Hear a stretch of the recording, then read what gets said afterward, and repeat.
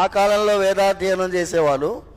ఇప్పుడు అర్చకుడికి చిరిగిన బట్టలు, నేను పిల్లోడిని తీసుకుపోయి కాన్వెంట్ స్కూల్లో జాయిన్ చేస్తా, పిల్లోడికి అర్చకత్వం ఎందుకు, వంశపారంపర్య అర్చకత్వాన్ని చిన్నాభిన్నం చేసింది కాబట్టి ఈ వ్యవస్థ ఇట్లా అయిపోయింది అని నాడు నేడు గోపురం పైన చెట్లు అన్నీ మొలిచినాయి, దేవాలయం అంధకార బందిరంగా అయిపోయింది, అర్చక వ్యవస్థ చిన్నాభిన్నం అయిపోయింది. నేను ఈ చిన్న పెన్నుతో కార్టూన్, చిన్న దాసుడు వేసిన కార్టూన్. రెండోది ఇంకోటి, ఆ కాలంలో రాజులు మాన్యాలు ఆభరణాలు అన్నీ ఇచ్చారు. ఇప్పుడు ఈయన అంటున్నాడు అన్నీ అమ్మేశాం సార్, భూములు అమ్మేశాం, ఆభరణాలు అమ్మేశాం, ఇక విగ్రహాలు మాత్రం మిగిలాయి సార్ అంటున్నాడు వాడు.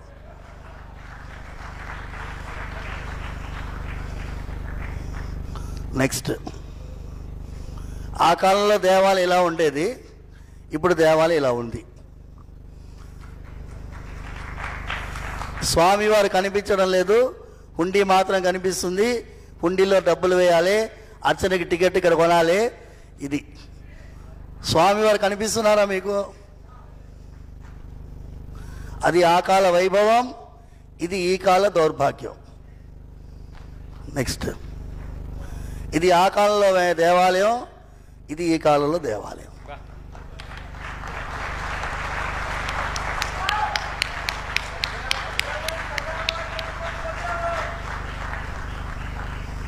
This is a powerful medium.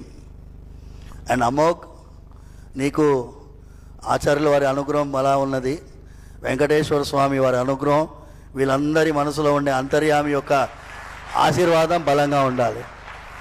లాస్ట్ది ఆ ఫోటో వేయండి మా. ఇంకో ఫోటో ఉంది చూసారా? ఇది టెంపుల్స్ అప్పుడు ఏపీ, ఎందుకంటే అప్పుడు ఉమ్మడి ఆంధ్రప్రదేశ్గా ఉండింది కాబట్టి. ఇది ఏంట ఏపీది తెలంగాణలో చూపిస్తున్నారు అనుకోకండి.